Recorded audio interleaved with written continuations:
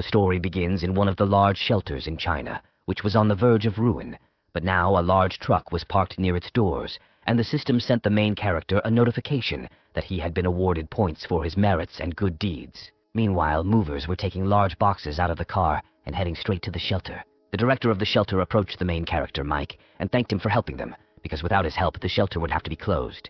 However, the guy smiled and replied that he didn't need gratitude because he did everything from the heart, at which point the system informed him that he had received 500 merit points. As he headed away from the shelter, making sure that all his things had arrived safe and sound, the system also informed him that his balance was over 11 million points. After this, the main character went for a walk around the city, thinking to himself that he had neither a home nor a car, and that his parents had died. After that, Mike went to one residential complex and asked a police officer he knew who was at the checkpoint to open the way for him. The man asked him with a smile if he was doing good deeds again, to which Mike replied that it was his parents' last wish. In fact, the main character was tied to a system that worked based on how many good deeds he did. Soon after, Mike walked into one of the apartments, feeling like he was finally home.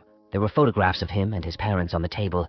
He looked at them and thought about how his parents had left the system 2 years ago, the only message before they disappeared without a trace. Meanwhile, a bloody moon was approaching the city, and someone's demonic whispers spoke of the great catastrophe approaching. At this moment, Mike was sitting at the table near the window and thinking that for 2 whole years he had been doing good deeds, receiving more and more merits, and the total number of merit points was more than 11 million. But the available balance was 0. At this point, he began to think about what using merit points even meant, but suddenly he noticed that the water in the glass he was drinking from began to turn bloody. The boy fell off his chair in surprise and looked in horror at the glass, the liquid inside of which had turned completely red. Suddenly he noticed what was happening on the street, and noticed that there was a blood moon in the sky, and the whole street turned red because of its glow. As he stood up, the system informed Mike that he had qualified as a reversal sin player, and the first copy would open in 24 hours. The protagonist was horrified and confused, not understanding what the system was talking about. When he looked down, he realized that the floor beneath his feet had also turned red, as if he was standing in a pool of blood. When he bent down and touched the floor with his hands, there were drops of blood on his fingers, and it all felt quite real, although in fact it seemed like some kind of illusion. After this, Mike looked around and realized that there was interference all around him, as if he was in a computer game that was about to crash. Suddenly he saw a strange yellow glow above his head and realized that the interference had suddenly ended. When he turned around, he realized that the yellow glow was actually the system. It informed him that a new system plugin had been discovered and successfully integrated into the original Sin system. As a result, the control system was unlocked, and the available balance was now over 11 million. When the main character heard this message, a wave of panic swept over him. He decided to control himself, since a panic state would only worsen his situation. He then asked the system if the game invitation was still active, to which the system replied that he had access to his email. At that moment, Mike realized that the countdown was still running, which meant that he had nowhere left to run. Then he decided to pick up his phone and search the internet for information about a game called Original Sin. However, the first thing that popped up on his phone was a warning that there had been a search attempt for the keyword Original Sin. The warning also said that if he had received an invitation, he should visit a web archive with more information, and if he had heard about the game from someone else, he should contact them directly. At this point, Mike realized that since this game even had an official website, it must have been around for quite some time.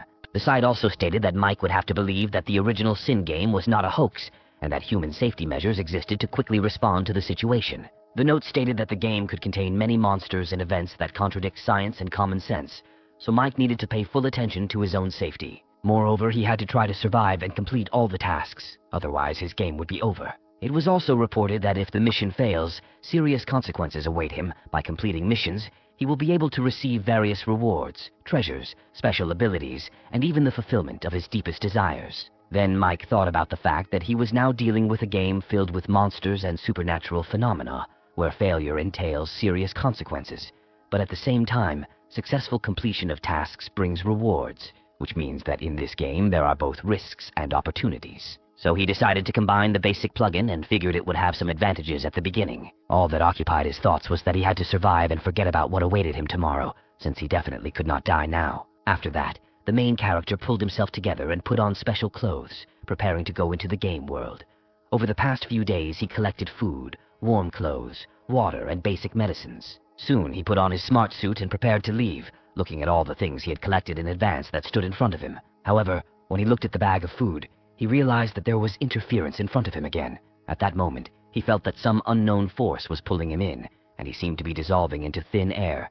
The system also informed him that there were 15 minutes left before the game started, and therefore he needed to enter the preliminary data in advance. Suddenly, Mike felt as if he was floating in zero gravity, upside down, and was being continuously pulled somewhere.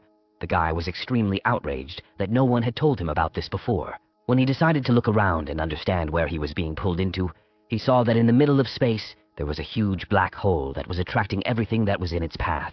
Literally a couple of moments later, Mike realized that he was now back in his normal state and sitting at some table. When he looked around, he realized that he was not alone at the table. Opposite him sat a middle-aged man. Next to him was a young guy, as well as a woman. To the left of Mike sat a young girl with white hair, and to the right was an old man shaking with fear. Suddenly, the old man fell sharply from his chair with a loud cry. When the protagonist saw this, he immediately stood up from his seat and went to the old man to help him, asking if everything was okay. As he helped the old man up, everyone heard the man, Christopher, suddenly tap his fingers twice on the surface of the table, attracting everyone's attention. He asked the others at the table if they were new or had tried the game before. At that moment, the woman in glasses asked him if this was really not the first time he had participated in something like this, and if everything that was written on the internet was true. The man said that the information on the official website was reliable, and if they became original Sin players, they would have to participate once a week. Everyone else present was surprised to hear that they would actually have to participate in this once a week. Their surprise made Christopher extremely angry. He said that this was a life-or-death game, and it would be played once a week until they died. At this point, Mike thought about how at first he thought that this man was just trying to intimidate them, but in reality, he just needed to share his experience. So Mike decided to try to get him to talk to get some useful information. The boy looked extremely excited and clapped his hands, saying that a strong man like him couldn't have problems surviving, and asked him to teach them something useful. Then the man grinned and said that the first thing to do was not to interfere in other people's affairs, because his life was the most valuable and important thing he had. He also had to forget about the existence of common sense, because this game had everything: ghosts, spirits, and demons. However, the most important thing was that there were several special rules here, and breaking them would lead to an even quicker death than from the clutches of monsters. Then Mike thought that the rules, as mentioned on the site, were changing and they had to be broken, so now he didn't understand anything. At this point, a girl with white hair, Alice, intervened in the conversation. She said that she received a notification saying that the newbie shop was blocked, so she asked those present at the table if they knew anything about it. The girl with glasses, Amanda, and the young boy, Josh, also said they received the notification. Then Christopher, with a dissatisfied face, said that in that case they need to open and see what is written in this notification. He said that they need achievement points to buy things, and they can only get them after completing the first round. However, Josh didn't understand why they needed this store if there was nothing to buy in it. Meanwhile, the old man approached Christopher with a question, asking what they could get for these glasses. He suggested that they could be given money. When Christopher heard this, he chuckled, saying that he had a very good imagination, and then explained that achievement points could only be exchanged for ancient artifacts that possessed spiritual energy. When Mike heard this, he bit his lower lip into light, as the system informed him that the exchange rate of virtue for achievement points was 1 to 10. He realized that he had as many as 11 million merit points, and thus he would be able to get 10 times more when exchanging. When the number 114 million points appeared in his head, he realized that real wealth was waiting for him very soon. After that, he contacted the system and asked it to open a beginner's shop for him, in which he could buy a regular poison, a mind-clearing potion, an invisibility talisman, a basic healing, a demon suppression talisman, and a white tiger. At that moment, he realized that, judging by the exchange rate, he would only need to spend a few thousand and the store would be empty. Then Mike decided to exchange 10,000 points for achievement points, and thus he got 100,000 achievement points and bought everything that was in the store. Meanwhile, in one of the temples outside, something strange was happening. Some demonic voices were singing a song about an upcoming ghostly wedding. When Amanda and Josh heard this, they were horrified, and what scared them most was that there were 2 lanterns burning near that temple. However, Christopher slammed the table and told them to be quiet, saying that the game was about to begin. Meanwhile, a girl in a traditional wedding dress was sitting in the temple, and voices were saying that the red wax of the candles had melted, and the girl and her devotee would not return home. At that moment, a system message appeared above the heads of everyone present that the ghost wedding was beginning, and the additional condition was that they needed to survive until the end of the wedding in the mountains. Before the heroes could say anything to this, they suddenly realized that they were in the middle of a banquet, which was attended by a lot of people, but these people seemed to have no human faces. Their eyes were either empty and black or completely white, and there were sinister smiles on their faces. Alice noticed that at the table behind her, people were greedily tearing off pieces of meat and eating them as if it was the last meal of their lives. Then she turned around and looked at the strange people, asking what had happened to them. However, Christopher said that it was better for her not to ask about it, because the more curiosity, the closer her death. At that moment, one of the guests, an old man, approached the old man and Mike from behind, and sternly asked them why they had not even touched the chopsticks. When the boys felt that this man was giving off an incredible terrifying aura, as if a dead man was standing in front of them, they were horrified. Amanda began frantically asking Christopher what they should do now. The man replied that they should just ignore him. However, the old man continued to interrogate them, asking whether on such a wonderful day their beautiful guests had decided to show them disrespect, and ordered the others to pour them wine. Then the rest of the guests came to their table and surrounded them, holding cups of wine in their hands. Mike thought about how all these guests looked incredibly pale and exhausted, despite the fact that the dishes on the table looked luxurious, and then he realized that something was clearly wrong here. At that moment, two women approached him and handed him a cup of wine and chopsticks, asking him to allow them to feed him. However, the protagonist followed the man's advice and ignored them, keeping his lips tightly pressed so that not even the smallest particle of their food would get into him. Meanwhile, the guests surrounded each of the heroes, offering them to try their food and drink their drinks. There were two small children standing near the old man, and when he saw them, he could not restrain himself and said that he would drink what they offered. He took the cup from the hands of one of the children and greedily drank the liquid inside it. After that, he showed the demonic children the empty cup, saying that he drank everything as he promised. Suddenly, the old man felt a lump in his throat, and with each passing moment it became more and more difficult for him to breathe. The skin on his face darkened and veins appeared in his eyes. Suddenly, he fell sharply out of his chair and began to choke, foam coming out of his mouth. Meanwhile, the guests crowded around him, discussing how drunk he had become from one sip and how he was going to last through the banquet. At this point, Alice and Mike stood up from their seats. The girl noticed that the man had dilated pupils and blackened veins, which indicated poisoning. The main character thought about the fact that he is sure that poison is present in all food and drinks, because this game is full of dangers. At this time, the system informed him that a special mission had been launched for him, in which he must help other players to increase his merit points. However, when he looked at the others, he noticed that there was no reaction on their faces, and realized that, apparently, this task was intended only for him. Meanwhile, Amanda was on the verge of a breakdown, with tears in her eyes, shaking Christopher and saying that they needed to save the old man. However, the woman's behavior greatly irritated Christopher, and he rudely pushed her away from him, saying that the old man himself was to blame, since he warned him that he needed to sit quietly. He added that his rescue could endanger others, and if Amanda wanted to save him, let her do it herself. Meanwhile, Mike approached them and firmly declared to everyone that he would help the man. He then took out a purple pill that he had purchased from the store. It was a mind-cleansing pill that contained glowing herbs and refined sugar, removing toxins and effective against poisoning. When Mike realized this, he realized that the medicine from the beginner's store was much more useful than he had initially assumed. Without thinking twice, he walked up to the old man and put the pill in his mouth. As soon as it touched his tongue, it began to glow with a bright light. Christopher was shocked, not understanding where the newcomer got such a rare and valuable item. Meanwhile, as soon as the pill was inside the man, the black veins immediately disappeared from his face, and it began to acquire a healthy hue. Amanda was incredibly surprised when she realized that this guy actually managed to heal the old man. After this, Mike lifted the man up and put his hand on his shoulder. The old man thanked him for his help, saying that without his support, he would have died long ago. At this point, the system informed the protagonist that the special mission had been completed, and he received 7,777 merit points as a reward. When Mike saw this, a smile appeared on his face. As expected, he received even more points for saving a life. But at that moment, he noticed that the system sent him another notification.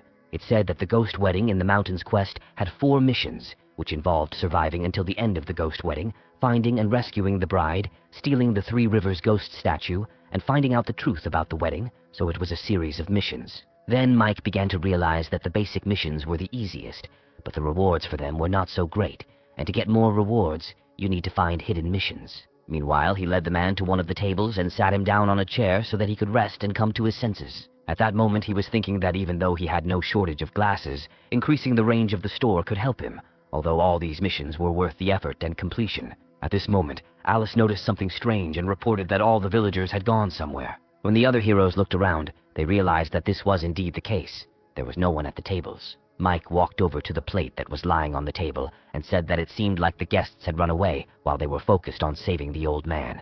But they still didn't know what the guests were up to. At this point, Josh stood up from his seat and said that they couldn't just sit and wait. Christopher immediately ran after him, telling him not to act like an idiot. But Josh didn't listen to him. He approached the gate that blocked them from leaving and began to pull on the handles, wanting to open them, but soon realized that they were tightly locked. At that moment, Christopher caught up with him and pushed him away from the door, saying that they must not act rashly. He screamed at Josh that his actions would result in them all dying. At this point, Mike intervened in the conversation.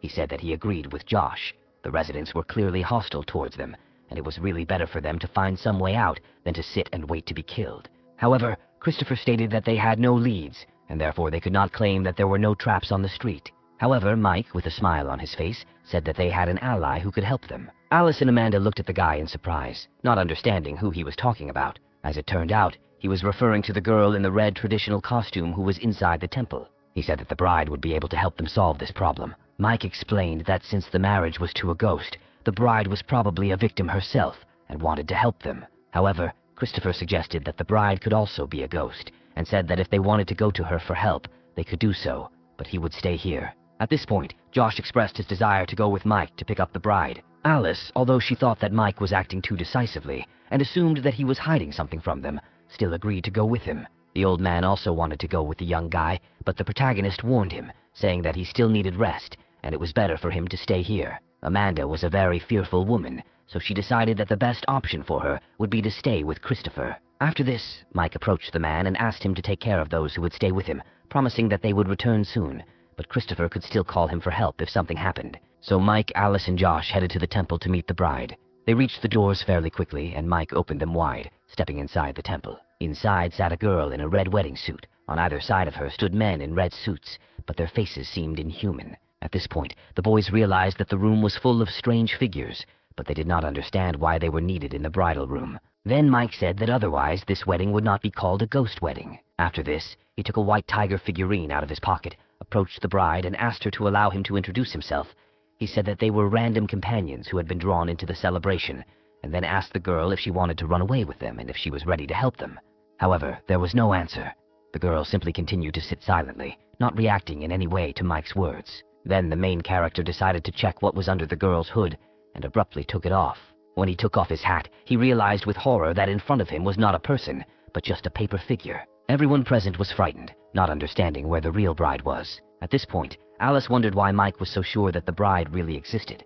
She understood that he was a newbie, but she didn't know how he knew something that other players didn't know. At that moment, the system told him that he had to find the bride Bella, and then he thought about the fact that Bella was a human name. But he didn't understand why he needed to save paper figures, and he began to think about where the real bride could be. Then Alice suggested examining the room, suggesting that there might be some hidden mechanism there. She began to rummage through every corner of the room, examining every cabinet and every object. Then she suddenly tapped on the bed that was right behind the paper bride figure, and realized that this was what she was looking for. She turned to Mike and said that the middle of the bed was empty inside. At this moment, the hero thought about the fact that when the old man was poisoned, Alice was the first to understand what was going on. Now he realized that this was not just a smart and brave girl, she was clearly hiding something. Then Josh walked over to the bride's figure and lifted her up as she was in the way of their walk to the bed. At this point, the protagonist noticed that Josh was so careless that he simply threw the paper figure of the bride on the floor. Then the three of them went to the bed and decided to lift it up to see what was underneath. When they lifted the bed, they realized that there was a passage underneath it, down which led an old wooden staircase. Even though Josh was hesitant about going down there, Mike was adamant that they should do it. The boys armed themselves with candles to somehow light their way, and then went down. Quite quickly, they realized that there was only one path here, with no forks in the road. After that, the three of them continued to move forward, passing through the old underground tunnels. Suddenly, Josh realized that he had stepped on something. When he looked down, he saw that it was someone's hand. In horror, he dropped his candle and fell to the ground, screaming loudly. Alice came to his aid, and when she raised her hand, they both realized that it was not a real hand, but only a paper figure, like the ones above. When they came to the next passage, they realized that there were more figures there. There were 6 parts in total, and they had to match those that were above.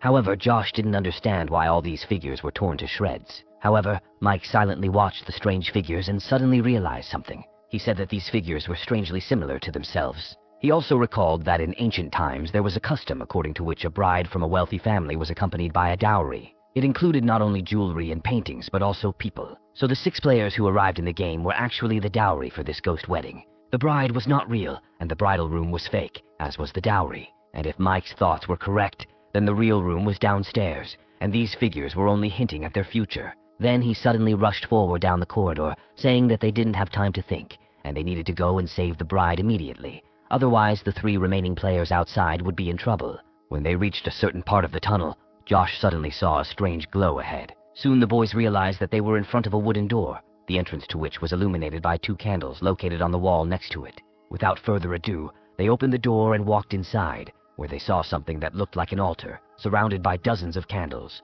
and in the middle of it lay a girl, covered with a red cloth, dressed in a red wedding dress. She lay motionless, her face covered, her hands resting gently on her stomach. However, when Alice lifted the cloth that covered her face, she realized that the girl was alive. She was breathing, but seemed to be unconscious. Then Mike asked the girl if they could wake up the bride, but Alice was not sure about this, because she did not know how to help her. Suddenly, the main character turned to Josh and asked him to help lift the girl. After that, the 2 of them removed it from the altar, carrying it carefully so as not to accidentally hit it on the stone slabs. Suddenly, the main character heard several people quickly heading towards their room. When the boys turned around, they saw Amanda and the old man running into the room. With tears in their eyes, they turned to their comrades, begging them to save them. Mike looked at the woman and the old man in horror and asked what had happened to them. The girl said that those people were going to kill them. Each of them was armed with hoes and sickles. They attacked everyone they saw, and now Christopher was trying to stop them. When Mike heard this, he immediately asked Alice to take the bride with her, and he decided to go out and see what was happening outside.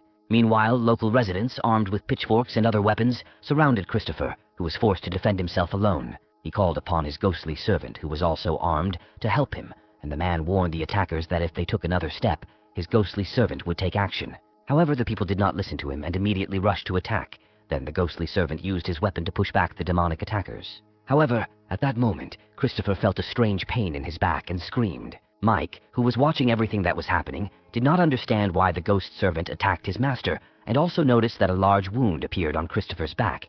Then the guy realized that this was the price for the ghost's power. The system told the protagonist some information about this ghost. It was called the Phantom Servant of Pain. It was born and existed only because of pain. It got pleasure from tormenting others. Also, this ghost attacked with a long canvas, and each attack dealt a fixed amount of damage to the player. Meanwhile, Amanda watched everything that was happening, and how Christopher fought the people attacking him alone. A look of delight appeared on her face as she realized that this man was truly incredibly strong. However, Mike informed her that using the ghost servant was costing him dearly, and therefore he would not last long. Then he approached the old man and asked him if he had examined the yard after they had entered that house, and if they had been able to find a way out. Then the old man said that they had indeed succeeded in doing it. There was a low wall on the western side that they could climb over. When Mike heard this, he immediately called all the other players and said that they needed to run to the western part. However, the guests also heard his plan and ran after the players, intending to stop them. One of the ghosts immediately rushed at Amanda, who stood there confused, not knowing what to do. At that moment, Alice came to her aid, immediately rushing at the man, attacking him in the chest with her foot. However, while she was dealing with one of the demons, another one ran up to her from behind. However, the girl did not lose her composure and grabbed the demon's hand with all her strength, throwing him over herself. Finally, she kicked him in the groin, causing him critical damage. Noticing the strange looks Mike and Josh were giving her, she looked down and ordered them not to stand there like a pillar, but to move faster towards the exit. After this, the players ran towards the western side again, but soon realized that there was a whole crowd of demons in front of them. Christopher didn't know what to do, as he could only last for 3 hits from his ghost servant. However, at that moment the main character pulled a golden talisman out of his pocket and said that in that case they would have to resort to desperate measures. Christopher looked at what was happening in surprise, not understanding where Mike got such a powerful talisman from. The protagonist then summoned the 3 heavenly masters who had owned this talisman in the past and ordered them to burn the evil spirits that walked at night. He then threw 3 talismans towards the demons and ordered them to run. As soon as the talismans touched the ground, the player saw that the entire space in front of them was engulfed in flames, tongues of flame flying in different directions, forming an impassable wall of fire. The demons had no choice but to try to escape from this fire, but they failed and simply burned alive. Christopher looked at what was left of the demons in awe and asked Mike to use the talismans again if he had any left. He said that the talisman could drive out demons, and since these creatures were still human, the fire would not touch them. Then Christopher asked him in surprise what they should do in this case, but the guy said that they should stick to the original plan. After that, he suddenly ran towards the wall and said that they needed to get out of here. Meanwhile, the remaining demons, armed with pitchforks, walked around the village and tried to find their enemies. At that moment, Alice's hand appeared from one of the haystacks, ready to attack the demons as soon as they passed by her. She and Christopher ran out of their hiding place and grabbed the demons by the neck, disarming them, after which they carried their unconscious bodies to a secluded place. When they returned to the other players in the barn, where the bride was already, Alice said that the inhabitants were becoming more and more numerous, and therefore they needed to escape. However, Josh had no idea where they could go, considering they had a bride in their arms who was now unconscious. At that moment, Mike thought that the banquet was ruined and the bride was saved. But the ceremony was still not over, which meant that they had missed something. At this point, Amanda happily announced that the bride had apparently woken up. When the guys approached the girl, they asked if she was okay, and Mike asked her if she remembered her name. The girl had a terrible headache, but she quietly answered that her name was Bella, and then looked at the people in bewilderment and asked who they were. Mike said that they were just a bunch of losers who got caught up in a wedding ceremony, and then asked the girl if she knew anything about the ghost marriage. Bella said she wasn't sure what to answer, but she had been captured a couple of days ago. She was riding in a carriage with her men, and then she was attacked by several men. They killed everyone who was with her, and they took her away. But she didn't know why. Out of everyone who was there, they took her. Mike then explained to her that if they didn't put an end to the ceremony, everyone here would die, and Bella would clearly not have a good ending. Then he leaned towards her and asked again, hopefully if she remembered anything. After thinking for a bit, the girl realized that pictures of events that had happened to her shortly before appeared in her head. She remembered two middle-aged women twisting her arms, taking off her clothes and leading her to a strange place, a room that looked like a ceremonial bed. At the end of the room stood an old man and asked another man if the way to the temple had been cleared, to which the other man replied that they had not been able to do so, but they could not delay the ceremony. When Mike heard about this temple, he asked the girl if there was a statue of the goddess of the underworld in it. After this, he stood up and said that he seemed to know how to put an end to this ghostly ceremony. He told the other players that they needed to go to that temple with the statue. However, when Josh heard this, he was horrified because he knew that the place was simply teeming with ghosts, and it would be very difficult for them to get out of there alive. However, the protagonist took another talisman out of his pocket, this time blue, and said that they don't have to worry because he already has a solution. As it turned out, it was a talisman of invisibility. It hid the body, transforming it and making it invisible and inaudible. It also granted invisibility to everyone within a radius of 5 meters for the duration of the incense sticks. Mike said that if the player touches anyone while casting the spell, they will immediately become visible, so they need to be extremely careful. As soon as the guys got out of the temple, the main character activated the talisman and said that they only had 3 sticks, so they needed to speed up. After a while, they reached the steps of the temple, and when Josh saw one of the demons, he hid behind a tree and decided to wave at him. When he realized that demons really couldn't see them, he was in awe of what Mike was capable of. After that, the guys continued their calm journey up the steps, trying to avoid the demons that were at every meter. They soon reached a building with a sign that read, Hall of Ancestors. Without thinking twice, the main character opened the doors and let the rest of the players inside. After this, he himself entered the temple and closed the doors tightly behind him so that the demons could not enter after them. Soon, Alice informed him that there was a path under the hall leading to the top of the mountain. As soon as Mike heard this, he immediately became inspired and said that they needed to go there immediately. However, he suddenly noticed that in the middle of the room there was a small pedestal on which lay a red silk pillow, and on top of it was a notebook. When the boy approached it, he saw that it had the words Village Chronicles written on it, and then he decided to take it and read the contents. When he opened the notebook, he realized that it contained information about events that had happened before. It spoke of the 17th year of Emperor Long's reign. A black torrential rain covered the earth that year, and then the Great Famine began. People began to devour each other, and evil spirits descended upon the earth.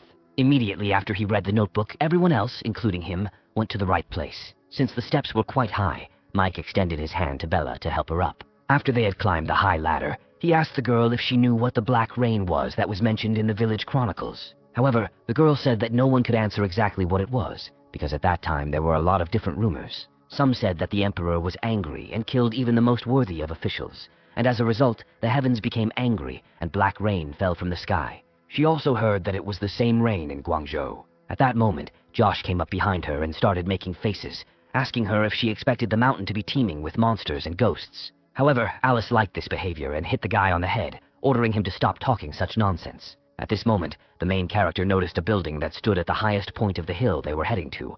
According to the chronicles, it was this temple that protected the village from the black rain. However, in the end they saw that all the villagers had become monsters anyway. At that moment their attention was drawn to Christopher, who abruptly asked everyone to stop. Amanda asked him worriedly what happened. Then the man, with fear in his voice, replied that they had apparently come to the right place. When the boys looked up, they saw a rather ominous temple towering above them.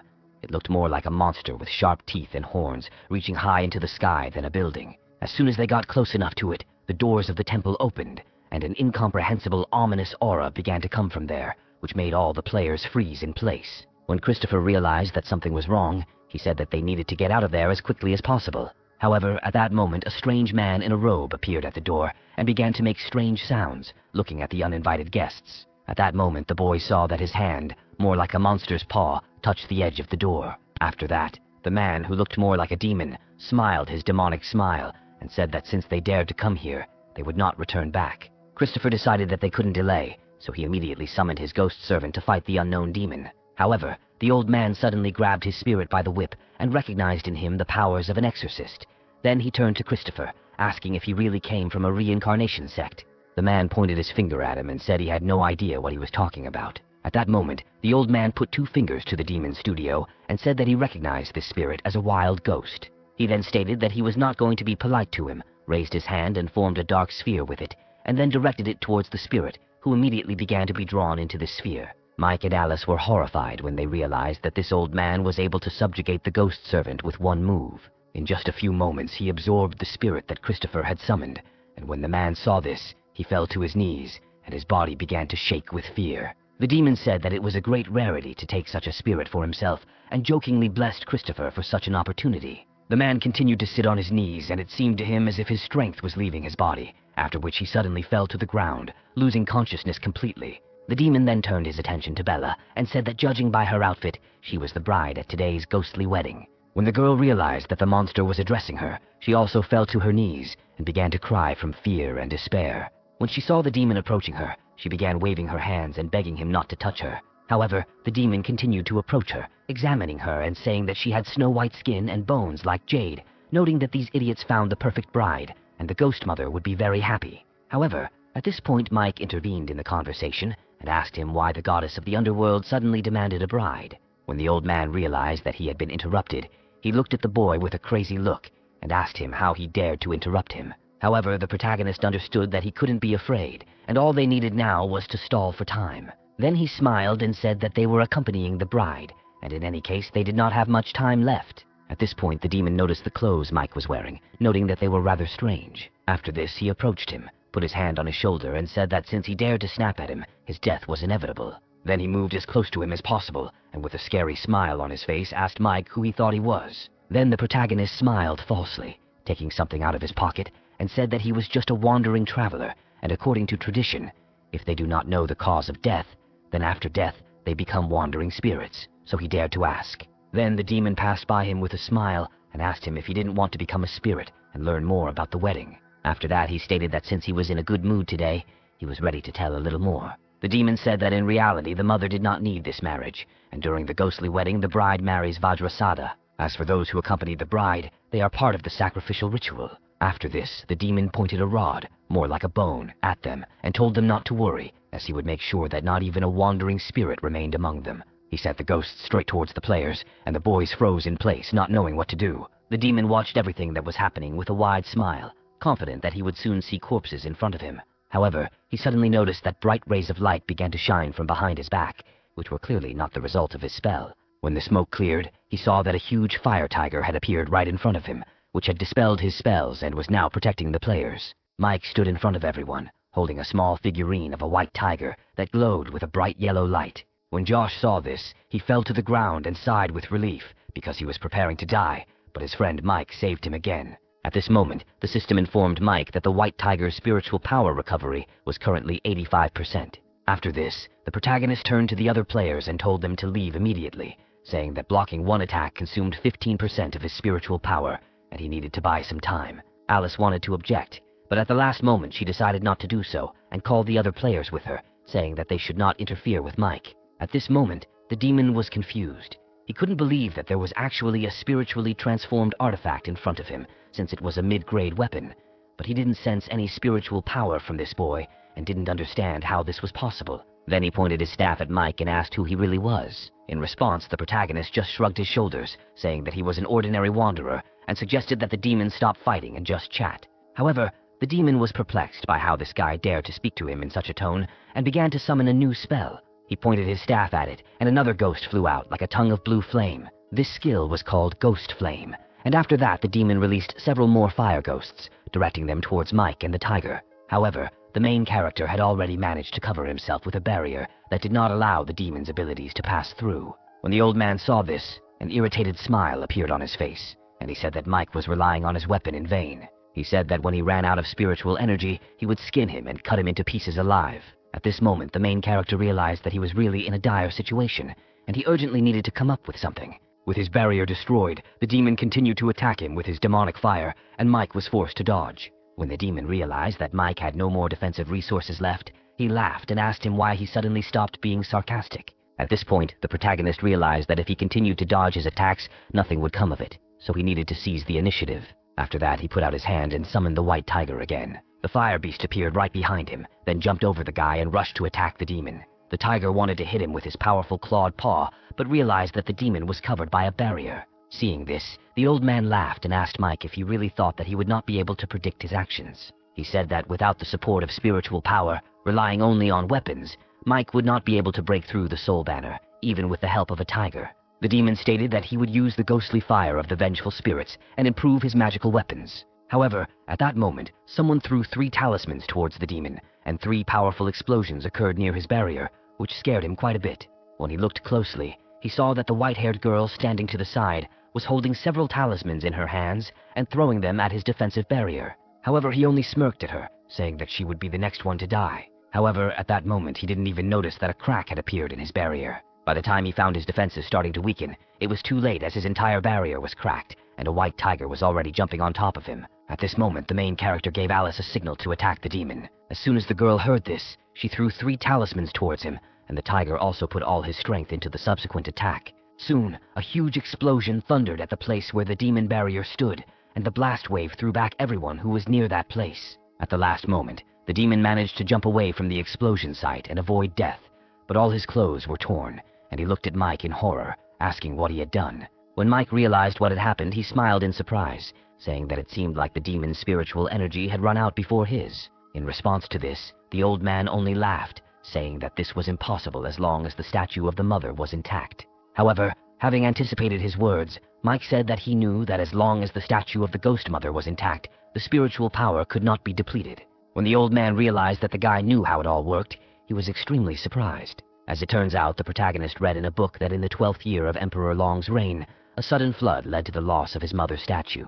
The search continued for 3 months, but all was in vain, and the poor inhabitants were flogged 30 times. However, after the statue returned, the great famine occurred, and the villagers died one after another. Thus, the only punishment was flogging, whereas before people were simply killed. At that moment, an old man ran out of the temple, holding a statue of his mother in his hands and frantically screaming that he had managed to complete his task.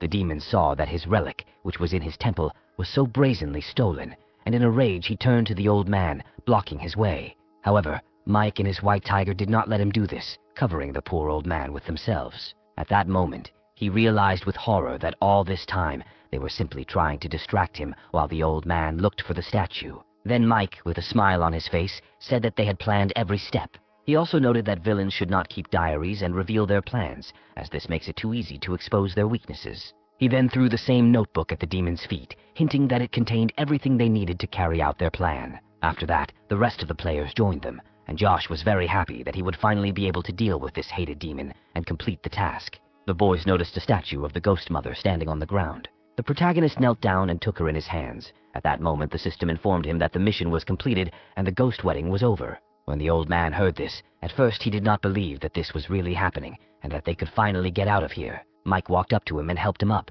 saying that he had seen the alert too and that it was really over now. Amanda also received this notification, but there was no joy on her face. She suddenly started crying. At that moment, Josh approached her and asked why she was crying, since no one was injured and no one died. However, Alice stood up for Amanda, looking menacingly at the guy, hinting to him not to ask stupid questions. Remembering the recent blow from the girl, Josh helplessly raised his hands and decided not to contradict her. They then turned their attention to Christopher, who was still lying on the ground. Alice informed the protagonist that his vital signs were stable, but he had simply passed out. At this moment, the main character loudly announced to everyone that the game was over. He didn't know how long they would be here, but he hoped it wouldn't be long. Alice replied that the estimated time was between 5 and 15 minutes, after which the surviving players would be teleported to the starting area. At this point, Mike looked at the girl with distrust and asked how she knew this. Alice replied that he had more secrets than others. The boys noticed Bella, who was standing with her back to them and looking mysteriously at the forest in front of the temple. At that moment, Alice came up to her and asked what her plan was and what she was going to do.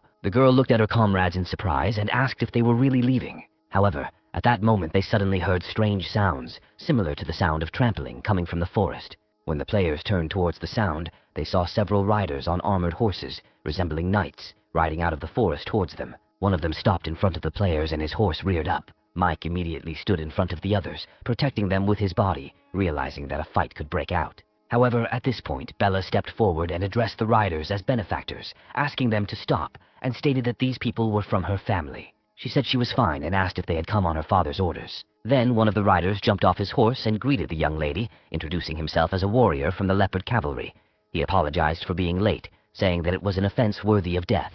At that moment, Mike smiled warmly, realizing that it seemed like they didn't have to worry about Bella's future. Suddenly, he felt again the same interference that he had felt before coming here, passing through his body. The other players felt it too, and before Alice disappeared, she said goodbye to Bella, saying that this was where they would part ways. 6 beams struck the ground, taking every player with them, and Bella watched closely. A man from the cavalry asked her who these people were, since there was no trace left of them now.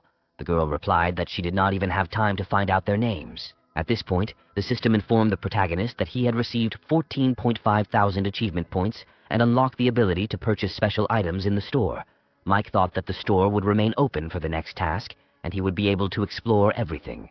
However, when he looked at the amount of his rewards, he realized that it was not enough to even cover the cost of the items used. He realized that if he only did the main missions, it would take several games to exchange points for one item in the store, and now he understood why Christopher hadn't intervened back then. But Mike had a different situation.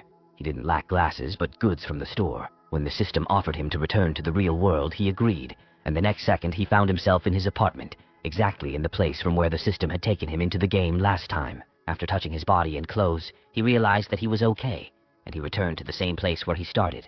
Apparently, only a few minutes had passed in the real world. However, at that moment, the main character felt very dizzy, and when he began to look around, he noticed that the space before his eyes began to float. He decided that he needed to get some sleep and would deal with the rest tomorrow.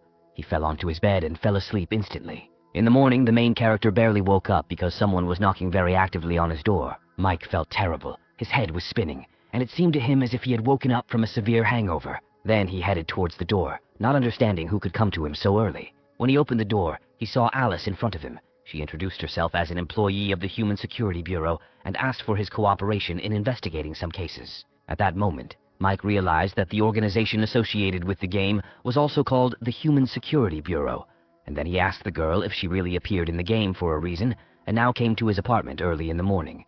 He was also curious about where they got his address from. Alice explained that Original Sin selects players randomly, and their meeting was just a coincidence. As she was about to answer the second question, she looked around the corner at a man with a gun who was ready to shoot at any moment. Then the girl said that if Mike cooperates with them, he will get answers to all his questions. When the hero realized that he was in the sights of a military man, he asked the girl if the case she was talking about was connected with the murders of people or experiments on them. However, the girl replied that every player was valuable, so this matter was definitely not related to that. Moreover, as long as Mike cooperated with them, they would not threaten his personal safety. However, Mike did not understand why, in that case, a man with a gun was hiding around the corner of his apartment. The girl approached him and said gloomily that they would not threaten his safety as long as he cooperated with them. She then snapped her fingers, signaling the soldier, who quickly reloaded his weapon, preparing to fire at any moment. When Mike realized he had no choice, he raised his hands and said he agreed to cooperate with them, but asked for time to change, since his clothes were quite dirty after the game. Alice said that they were leaving in 15 minutes, and during that time he could change his clothes. Soon after, Mike put on his casual clothes and walked outside where his car was waiting for him. Alice was driving, and when she saw Mike, she immediately ordered him to get into the car. Then they and 2 other service cars drove to the required location.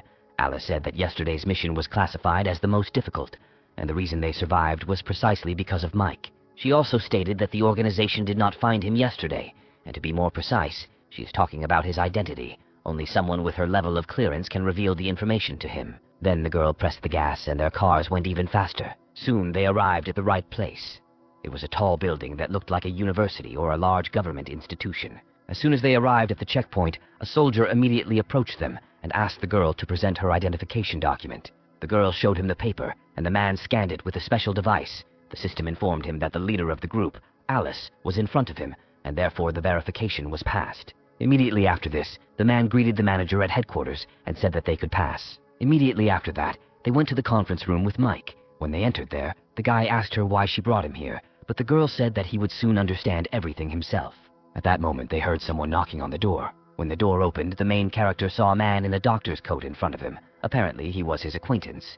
The man smiled sweetly at Mike and said that they had not seen each other for a long time. As it turned out, it was Uncle Benjamin, a relative of Mike's, and also a famous folklorist, historian, and archaeologist, as well as an important employee of the company. Benjamin said he had been doing research all this time because he was a player just like Mike, but age was taking its toll. Alice approached Mike and said that Professor Benjamin was the main and most important member of the organization's research group, as well as one of the honorary deputies and directors of the Bureau. However, Benjamin said that if it had not been for the disappearance of Philip and his wife, the position would not have passed to him. When Mike heard his father's name, he immediately stood up from his seat and asked Benjamin if his parents also worked at the Bureau. At that moment, the man sighed quietly and said that Mike apparently really didn't know anything at all. He said that Philip and Selena, his wife, are the founders and oldest members of the Security Bureau. They were the first to discover the anomalies and predict the emergence of original sin. However, unfortunately, heaven always takes the best, so they did not survive. Then Mike asked him if his parents had died in a car accident, and now he was most interested in what had happened to them and whether they were alive. Benjamin wanted to tell him everything, but Alice stopped him, saying that he had no right to say this since it was secret information. However, Mike was very outraged by this. He asked the girl why he couldn't find out details about his parents' lives. Then Alice handed him a folder and said that in that case, he would have to sign an agreement and become a member of the organization. When the main character looked at the document, he saw that it contained rather frightening photos and text entries about how monsters invaded the human world and caused real chaos there. Alice said she wanted Mike to understand one thing. She said that signing the contract meant that he would become part of the battle against the distortions and would face strangeness, madness, and maybe death. Mike noted that the document said that they intentionally do not send people on missions from which they cannot return. The girl said that, as she had said earlier, every player was important to them, and they would not sacrifice anyone intentionally. The exception, however, was when that sacrifice could save more lives than it would take. When Mike heard this, he put his signature in the right place and said that in this case, he would definitely know the whole truth. Meanwhile, two men were watching what was happening from another room. The man who was sitting on the couch asked the other what he thought about this boy. The man with the scar on his eye said that this guy is very impulsive, self-confident, hot-tempered, and arrogant. However, his partner said with a smile that this was, on the contrary, a good thing. After that, he went to the switch, since it was quite dark for him without light. The men were then told that they all had different responsibilities, and that he was responsible for doubts, while his partner was responsible for faith. Meanwhile, Benjamin took Mike's contract and said that he would become one of them only by signing the contract. However, he still had 2 projects of his own, so Alice would take care of his training. After that, he left the room and Mike and Alice were left alone. The main character looked confused, not understanding what to do and where to start. The girl stood up from her seat and said that she was the former head of the Human Security Bureau's Special Analysis Group, and was now the head of the 2nd Special Operations Group. After that, she extended her hand to shake, and at that moment Mike decided that he should introduce himself too. However, the girl said that she already knew his name, and also that he was 20 years old and unemployed. His file stated that he was the son of the founders of the organization, and that he had dropped out of his university department and was not in a dramatic relationship, and there are suspicions regarding his orientation. At that moment, Mike wanted to break the wall with his hands so as not to hear what this girl had dug up about him. Then Alice said that they knew a lot about him, and he should have realized it by now. As for the Bureau, they are an official organization that deals with the investigation of all unusual incidents, including original sin. Mike then wondered if there were other anomalous incidents. The girl handed him a folder and said that there were many more such incidents than he thought. When the young man opened the folder, he saw that there were dates that denoted different incidents, each of which had its own name. Alice said that previously, abnormal incidents literally erupted from the fiery and mysterious cave, and they could not be allowed to happen again. However, now the monsters from the cave have crawled out, and one of these incidents is related to the original sin. Mike then suggested that with the advent of the game, other anomalies disappeared. But Alice said that this was not entirely true. According to his father's research, they all became like small worlds. They acted just like black holes. When a very large anomaly appears, all the others are absorbed. After this, the girl stood up from her seat and said that dealing with original sin and its derivative incidents was now the main task of their work. Then she pressed a button, and a blackboard descended onto the wall, on which Alice decided to demonstrate everything clearly. She said there are 2 categories of derivative incidents, the first being out-of-control players. They accidentally gain powerful powers, and some of them start doing evil. Thus, their bureau monitors and restricts such people. However, the main character was interested in what the second category was. Alice said that the second type of derivative incidents are the so-called dungeons. She clarified that the term does not refer to the dungeons of their missions in the game. Rather, it refers to those dungeons that appeared in reality. When Mike heard this, he was very surprised, because he had no idea that they could appear in their world. Alice said that it was written on the official website. It said that failure of the mission would have serious consequences. At that moment, the main character remembered the picture of a pile of corpses that lay near the altar, and indicated that the game was over. As it turns out, when all players are eliminated, the mission is considered a failure, and then a dungeon materializes in the real world. Alice said that this was the second type of problem they needed to solve. At that moment, Mike thought that this was exactly what would happen if the mission failed, but he didn't understand why he hadn't heard about it before. Then the girl asked him not to worry and said that dungeons are usually dealt with by veterans of past games. Then she handed him a suitcase, saying that this was his introductory luggage. When the guy opened the suitcase, he found several things inside, including a gun and a phone. The guy was extremely surprised when he saw that he was provided with a weapon. The girl took the gun in her hands and inserted a clip into it, demonstrating to the guy how it worked. She said that Mike already had a gun license and she would teach him how to use it. She then threw the gun to Mike, who barely managed to catch it, fearing that the weapon would fall to the floor and accidentally go off. Alice explained that weapons are not given out for free. They are given only to trusted individuals, and if he abuses his position, the Bureau can easily get rid of him. She then tossed him a mobile phone, telling him that it supported a satellite signal and all assignments and communications from the organization would be sent to it. And then she took out a wristwatch, saying that it had a special detector built into it, and when something unusual was detected, an indicator would light up on the watch. She said there are 6 colors in total: green, blue, purple, orange, red, and white. The lower on the scale, the more dangerous the situation. Suddenly, at that moment, the guys heard someone knock, and Mike immediately turned around. The same man with the scar on his face entered the room and looked menacingly at the people inside. Alice was a little surprised and asked the deputy why he was there. The man's name was Thomas. He was the deputy director of the Bureau, and also responsible for leading the Special Operations Group to combat emergency situations. He held a tablet in his hand and asked Alice how much longer the training would last. The girl replied that the main points had already been covered. All that was left for them to do was go to the shooting range for training. However, Thomas put the papers in front of him and said that it could wait, since they had an urgent task now. After that, he handed over one copy of the papers to the guys so that they could read it. It said that the mission code was called Cabin in the Woods. It was an uncontrolled night-rank dungeon. As soon as the girl saw this, she immediately became indignant, saying that Mike had only completed one mission, and it was too early for him to take such a risk. However, Thomas replied that he would not accept any objections. Either the guy would go on the mission or decline the offer. Then Mike decided to ask him what the consequences would be if he refused. Thomas replied that nothing special awaited him, just that the contract he had signed would be cancelled. His memories of the Bureau would be erased, and he would be sent back to where he came from. At that moment, Mike thought that if he refused, he would fail the entrance test, as well as the demonstration of power. Moreover, he would not be able to find out anything about his parents. He quickly decided that he really wanted to know about his parents, so he stood up from his seat and said that he accepted the task. After that, Thomas said that he would receive more specific information from the analytics department and then headed for the exit. As soon as Mike was alone with Alice, he said that he thought the deputy chief was being a bit wary of him. The girl replied that, in fact, the Bureau usually does not hire players who have completed the game only once, because they are mentally unstable and the likelihood of their death in subsequent games is high. She said some people had talked about Professor Benjamin and other staff members collecting Mike's resume for their bosses overnight, and his deputy was a man of rules. At that moment, Mike realized that he was being treated as if he had gotten there through connections, and it seemed that he had become a burden to Alice. However, the girl said that he was thinking too much, and it was her duty to complete this task. After that, she showed him a small earpiece in her ear and asked him to also put on the headset through which the reconnaissance team would contact him. She said that he should not treat this task with disdain, because containing a dungeon is usually not a task that a newbie who has only completed the game once can handle. Then Mike reached out and said that the contract also said that they don't intentionally send people to their deaths. After that, he turned towards the door and prepared to follow the girl out, saying that the deputy chief was indeed a man of rules. Then they left the room with Alice and headed outside. The girl immediately sat down behind her car and asked Alex to sit next to her. She then asked again to put on his headset, and then addressed the person on the other end of the earpiece, saying that she was Alice and was requesting further analysis on the cabin in the woods. On the other end of the earpiece, she was told that the application was already being reviewed and that a connection was being made to the private network of the intelligence department. Soon, an auxiliary representative was in touch. The girl introduced herself as Julia and said that she would provide information support. She said the hut in the forest appeared 36 hours ago, The scale of the contamination is 1,200 square meters. The area is currently closed off.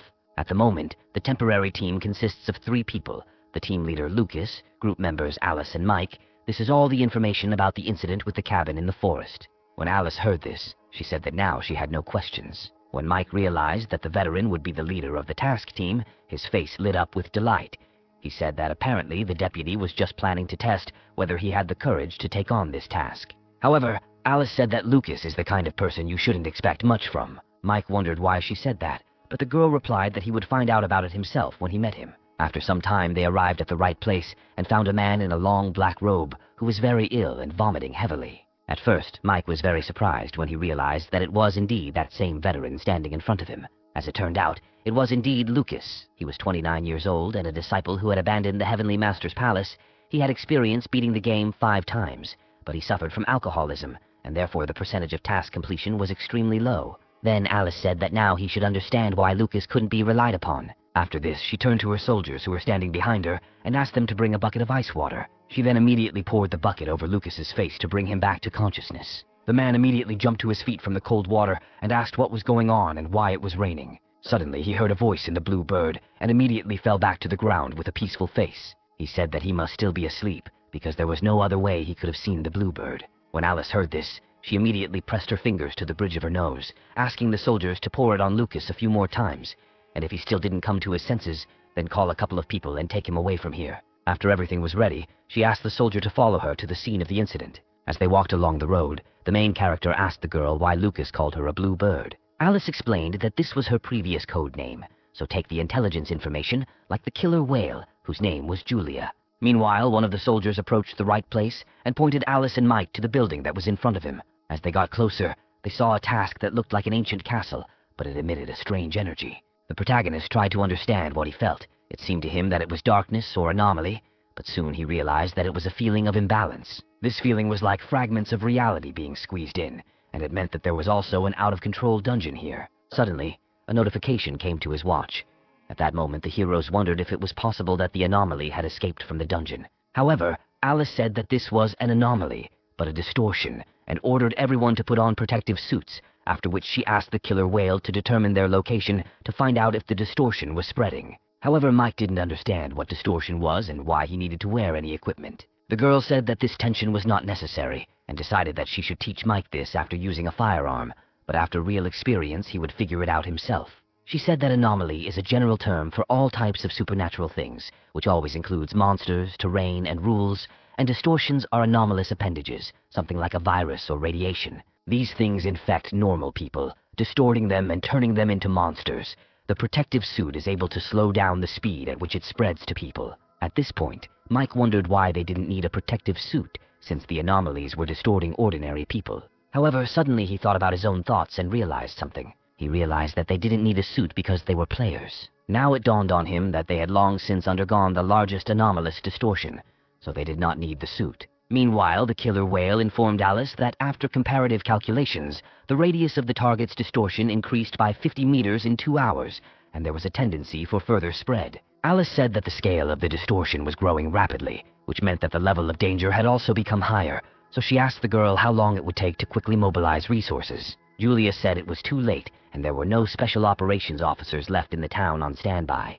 The village was also 800 meters away. Alice then asked her to prioritize the evacuation and then apply for support. When Mike heard this, he said that Alice need not worry because he could save the situation. After Lucas arrived, Alice said that the hut was classified as a night level, which indicated that there was at least one or more supernatural phenomena or rules, and it was not something to be taken lightly. She said their goal was to conduct an investigation, and they needed to be prepared to evacuate at any time if danger arose. She said that they needed to follow together and not get separated, and then she entered the building alone. She thought that her partners would follow her, but when the girl turned around, she realized that there was no one behind her. When Mike and Lucas looked through the doorway, they realized that Alice was not there.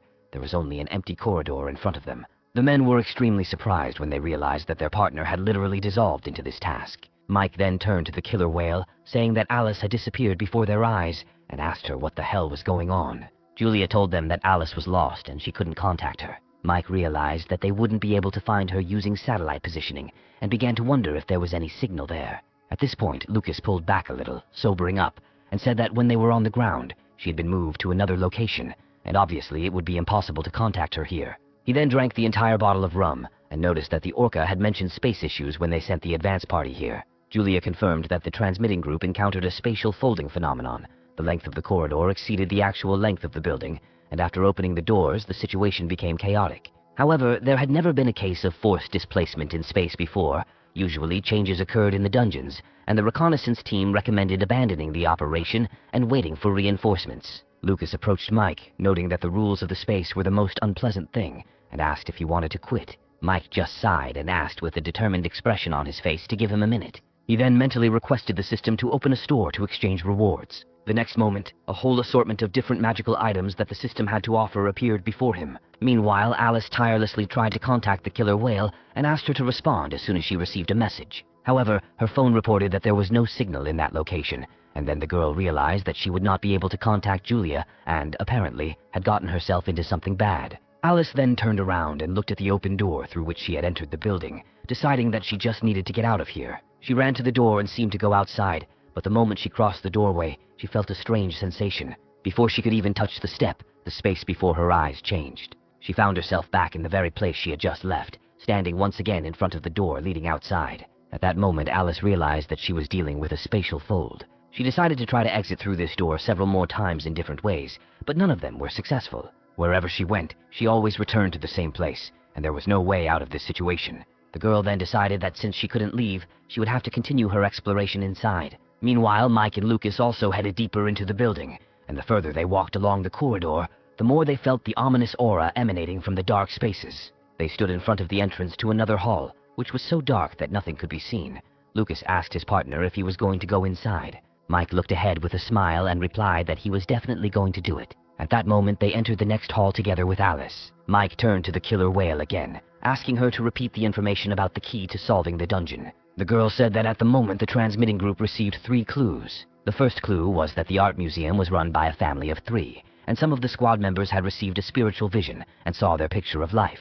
The second clue was that each statue contained remains, indicating a large number of victims. The third clue stated that the transmitting group had encountered a rogue killer, and firearms had minimal effect on him. Then Mike realized what it meant. This man was the core of the mutation. At that moment, a ghost of a girl in a school uniform appeared behind Mike and Lucas, who said that she had been waiting for them for a very long time. The men turned around in horror upon hearing the woman's voice, their bodies beginning to tremble with fear. Behind them, they saw a girl with long hair and bangs in a school uniform, who was staring intently at the guests. After that, she flew past them, continuing to look intently straight into Mike's face. Then she moved as close as possible to him and looked into his eyes, causing beads of sweat to appear on Mike's face. She then walked forward down the corridor, asking the boys to follow her. Lucas asked his partner what they should do, to which the protagonist replied that they needed to follow her. The men hid behind one of the shelves and carefully watched where the girl went.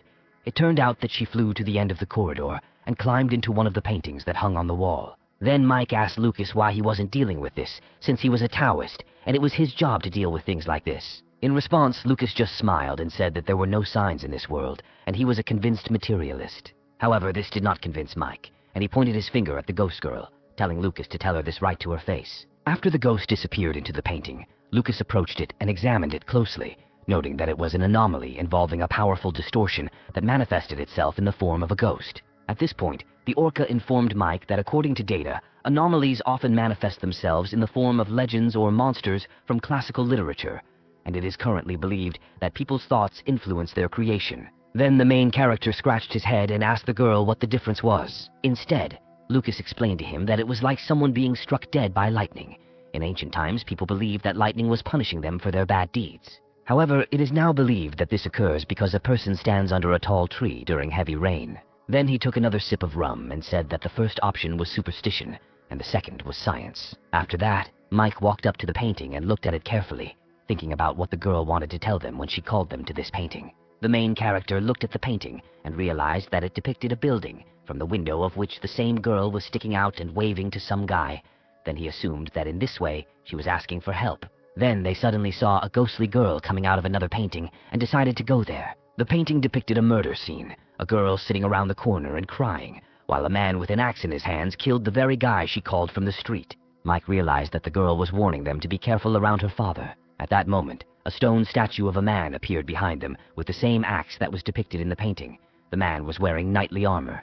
When he saw the men standing by the painting, his eyes glowed a furious red, and he prepared to attack. He raised his weapon with both hands and raised it above his head, intending to strike both men at once. However, the men managed to jump back at the last moment, and the blow landed right on the tile that was under their feet.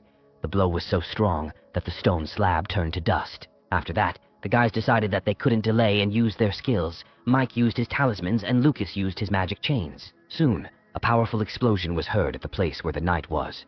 Lucas was extremely surprised that Mike could use talismans and asked him if he was also a Taoist. However, Mike asked why he said the word too, since Lucas had just claimed to be a materialist a few minutes ago. At that moment, the main character suddenly noticed the fragments of stones that lay in front of him. He realized that these were parts of that very stone knight. Suddenly, stone fragments rose sharply into the air and rushed somewhere behind him, and at that moment, the main character realized that their battle was not over. When the men turned around, they realized that the stone knight was rising again, his body beginning to come together piece by piece. In just a few seconds, he came back together as if nothing had happened to him. He took his weapon in his hands again and rushed at the men. Meanwhile, they ran away, as they needed to somehow think through their next steps. Meanwhile, Alice continued walking down the corridor, lighting her way with the flashlight that was on her phone. She thought that she had already walked several hundred meters, but now she realized that this space was distorted, expanded, or circulated somewhere. When she approached the next passage, another hall, she realized that there was also a man standing in front of her and shining a flashlight at her. At first, the girl did not understand who was in front of her and turned to the stranger. However, soon the stranger came out of the shadows, and it turned out that it was a young girl in a nurse's costume. She was surprised that she had run into someone again, and asked Alice if she was that uncle's drinking buddy. Alice asked the stranger who she had seen before, to which the girl replied that before that she had seen a handsome guy and an alcoholic uncle.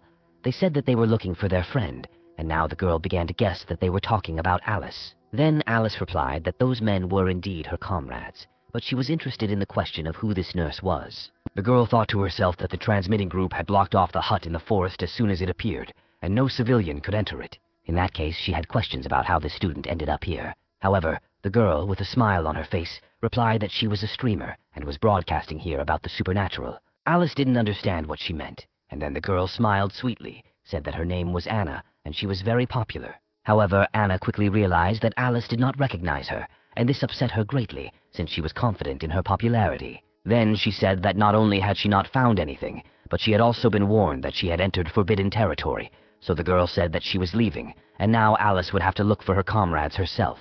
However, just as Anna was about to leave, Alice suddenly stopped her. She said that if the girl wanted to leave through the main entrance, she wouldn't be able to. Anna was extremely surprised, asking what she meant by not being able to get out of here. Alice explained that a spatial fold had appeared in this passage, and if the problem was not solved at the root, then the people who entered here would never be able to leave. However, Anna did not want to listen to her and ran to the exit, saying that she was not going to believe it and that Alice was just trying to scare her. She ran through the entrance to the building several times, but realized that she always ended up in the same place. When Anna realized that she really couldn't get out of here, panic appeared on her face. She realized that Alice was telling her the truth and frantically asked the girl how this had happened. After that, she fell to her knees in despair, realizing that she would never be able to leave this building again. However, Alice did not share her pessimism. She asked Anna where she had met her companions, since she needed to meet them. The girl said that she had seen them in the studio behind the corridor. After that, they went to the right place, and Anna said that everything happened exactly the same as in that story, about the oceanarium from which there was no escape. Alice looked at her in surprise, asking what story she was talking about. Anna explained that she meant the story of the killer ghost from the art museum. The legend said that the owner of this museum once went mad and killed his entire family and then disappeared. After this, all those who entered here were forever lost and could not find the exit. That was until they eventually met that crazy father. After this, people also became his victims. However, despite Anna's enthusiasm, Alice did not share it and did not at all believe the story that the girl told her. Moreover, she noted that Anna did not tell at all about the man who was killed by her father and became a ghost, constantly looking for a scapegoat. When she turned towards Anna, the nurse realized that she had been exposed. She touched Alice's hand, but the girl's body was immediately pierced by an electric current. Alice immediately smelled the smell of burnt flesh and looked in surprise at Anna, whose clothes had burst, revealing her blue, ghostly body. Soon, the girl in the nurse's costume disappeared completely, and the ghost of the very girl mentioned in the story appeared before her. The evil ghost, who looked more like an old skeleton, asked Alice how she knew about it. The girl said that she understood this from the very beginning, because Anna had terrible acting skills. They were in the same space, so she could not intersect with Mike and Lucas. After that, Alice rushed at the ghost, saying that she could only know about Mike and Lucas if she knew about everything that was happening here in principle. She then hit the ghost right on the head, causing Anna to fall to the ground and be shocked again. Without waiting for the ghost to rise, Alice hit her again, pressing her head into the floor. In desperation, Anna screamed that Alice would pay for everything she did to her when her father came. At that moment, the girl felt a terrible sound and covered her ears with her hands in fear. When she opened her eyes, she realized that the space in front of her began to distort and seemed to float. At that moment, she realized that Anna had taken advantage of the moment and escaped. Suddenly, she heard heavy footsteps and the sound of a heavy object being dragged.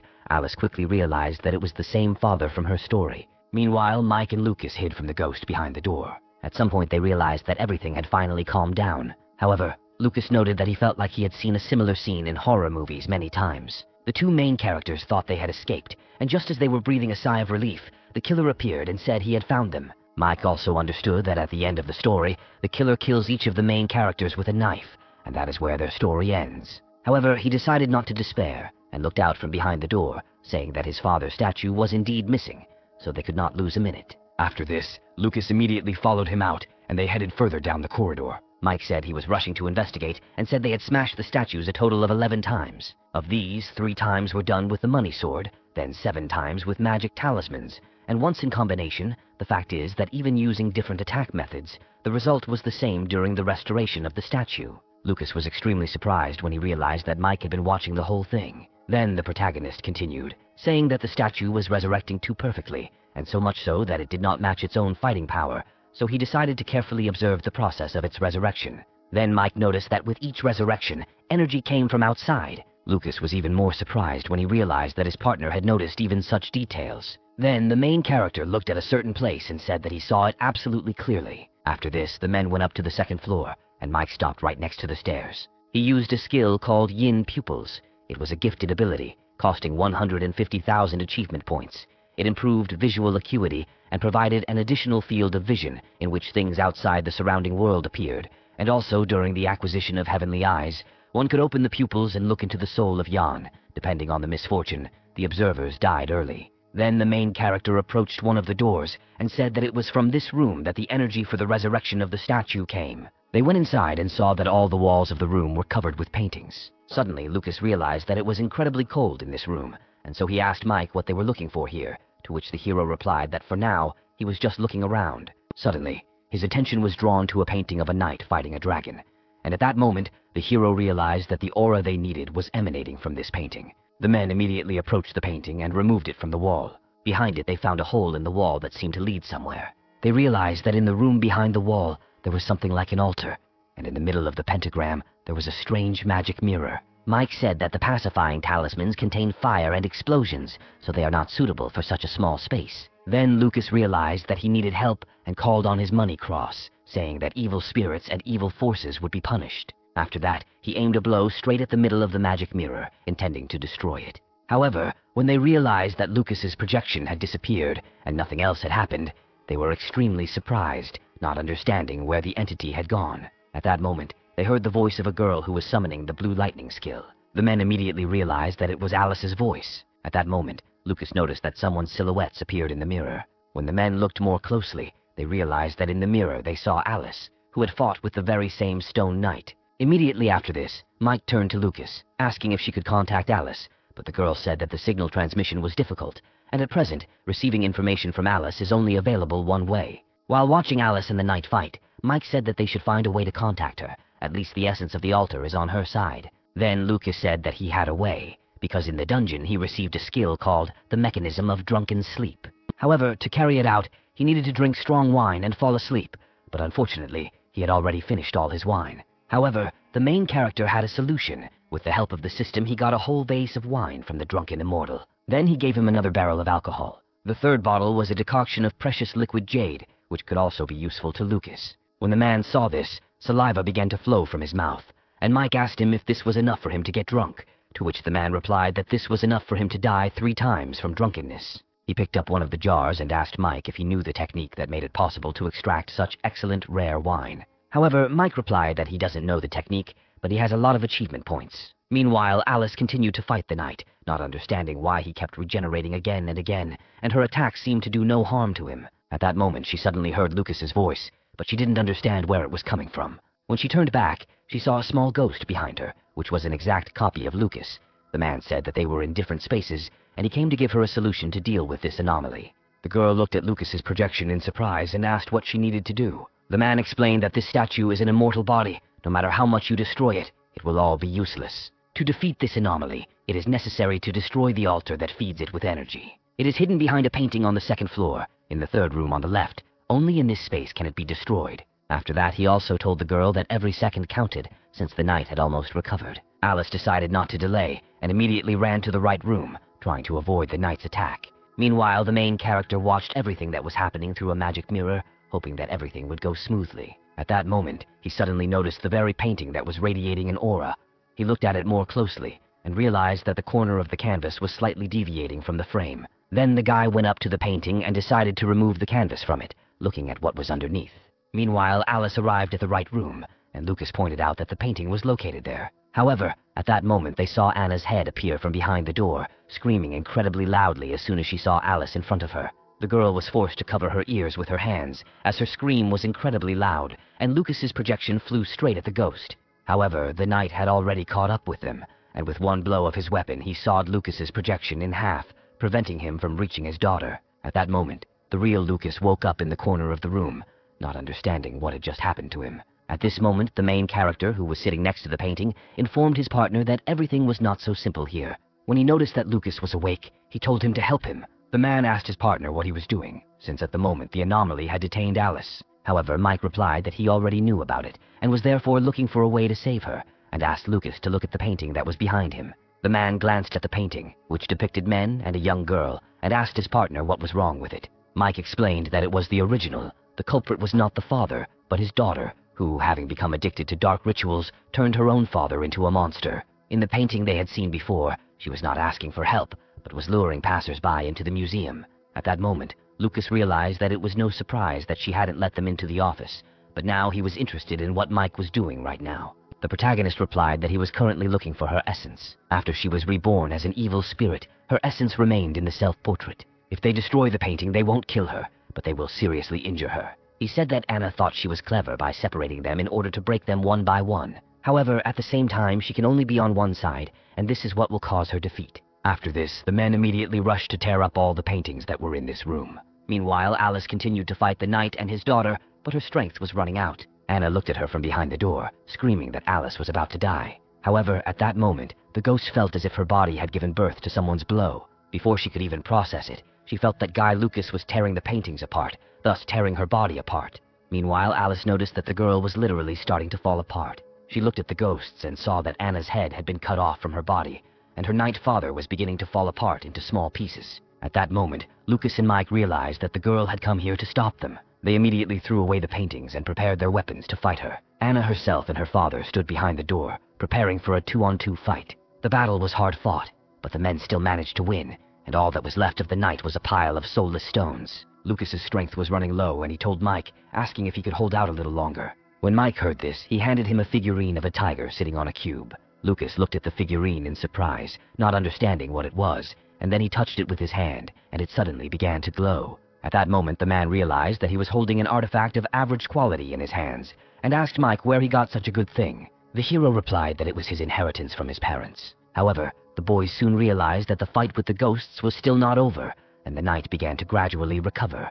But despite this, the men were ready to fight him this time, since they now had a powerful white tiger on their side. Then suddenly, Mike saw that the knight's body suddenly began to fall apart again. Just a moment ago, he stood ready to fight, but now his body began to crack again and fall apart little by little. In just a few seconds, nothing was left of his body, and his legs began to crumble into small stones and fall to the floor. At that moment, Mike realized that Alice had apparently actually done her part. As it turned out, the girl managed to reach the right room and destroy the very mirror that fed the knight's essence. Meanwhile, Anna flew up to her father, who was reduced to stones, and began shouting at him, urging him to get up on his feet and continue fighting. At that moment, Lucas walked straight towards her, quietly saying that, apparently, this time he really did die. Then he smiled, looking the ghost in the face, and asked her if she had any other tricks that he didn't know. Anna began to frantically look around, thinking about what she should do. When she realized that she could no longer fight, she immediately turned around and flew towards the exit. Lucas ran after her, realizing that they couldn't just let her go. However, Mike was faster. He took out a magic bag and caught Anna's essence in it.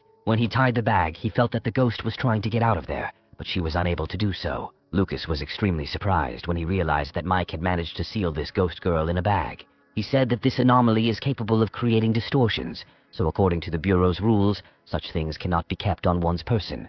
However, in exchange for this, the main character offered him 1 jug of drunken immortal wine. When Lucas heard this, he was ready to agree, but still doubted, and then the protagonist offered him 2 jugs. His final offer was 2 jugs of drunken immortal and 3 jugs of the Emperor's flow pulp, and in exchange for this, he would take the ghost with him. Lucas couldn't resist such a lucrative offer and shook Mike's hand, agreeing to his terms. He said that now their version will be that the soul of the anomaly was completely destroyed. At that moment, the man felt the space around them begin to distort. When they looked at the doorway, they found Alice standing there, looking strangely at their handshake. When the men saw her suspicious look, they immediately ran away from each other, saying that it was just an accident. However, the girl only turned to the killer whale, saying that the spatial anomaly had disappeared, and asked what was with the level of energy distortion. Julia said that a rapid decrease in the distortion area and its energy level was detected, and a preliminary assessment indicated that the incident had been resolved. When Alice heard this, she said that they had to leave as the task was completed and they needed to report. Soon after, the 3 guys walked out of the building with smiles on their faces. They then sent the report to the deputy, who immediately reviewed it. Thomas noted that Mike had performed particularly well in this task and asked his interlocutor if he had anything else he could add. His interlocutor replied that Mike was very strong. He was much stronger than players who had completed the game only once. As it turned out, he spoke with Lucas. The man said that Mike has a sense of justice and is ready to take risks for the sake of ordinary people, teammates. He is smart and carefully observes everything, has great potential, but he also hides a lot. Thomas understood what he was talking about, his parents' legacy, and then said that he had received his report and thanked the man for his hard work. In response to this, Lucas smiled and said that he was glad to help for the sake of the Bureau. Meanwhile, the main character went home to finally get a good night's sleep. In the morning, he didn't want to wake up at all, but he had no choice. He went to the bathroom and washed his face with cold water to wake up faster. After that, he sat down in a chair in his room and was still trying to come to his senses. In his hand, he held a white tiger cube. As soon as he took out the artifact, the animal appeared next to him and lay down next to his chair. At that moment, the main character realized that all this was true. Mike thought about how it had only been 2 days, given his reality, and he couldn't believe that this was what he had been told. Original Sin runs once a week and there are 5 days left until its next run. However, there was something else that was bothering him.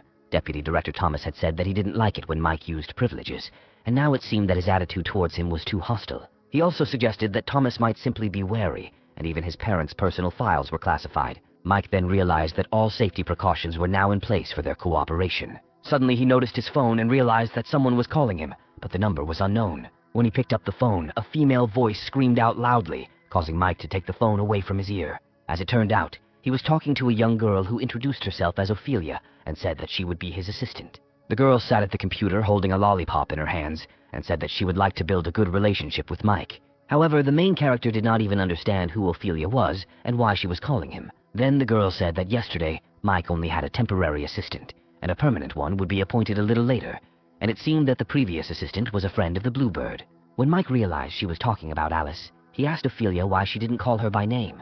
The girl stretched in her chair and noted that Mike didn't need to know that. Then she suddenly said that the Bureau often uses code names during missions to ensure the safety of its employees, something Mike should have been taught in class. However, the protagonist wearily said that he still had not completed his training. Ophelia said that in that case it was strange that he knew the Bluebird's real name, and then asked why Mike himself didn't have a name, wondering if the system hadn't entered it. However, the main character himself did not know the answer to this question. The girl then decided to check his name in the system herself, and when she entered it, she found a dossier with the code name Charlie. When Mike heard this name, he suddenly felt a strange feeling. Suddenly, Ophelia looked at the screen in surprise and noticed something strange. As it turned out, this code name was used by 2 people. She noted that it was a rather strange event. Moreover, the other user was apparently classified, but the girl decided to complete the check of his file to see who that person was. When she opened his file, she realized that the other user was named Philip, and apparently he was a deserter. When Mike heard this, he immediately screamed and asked the girl if she had read it correctly.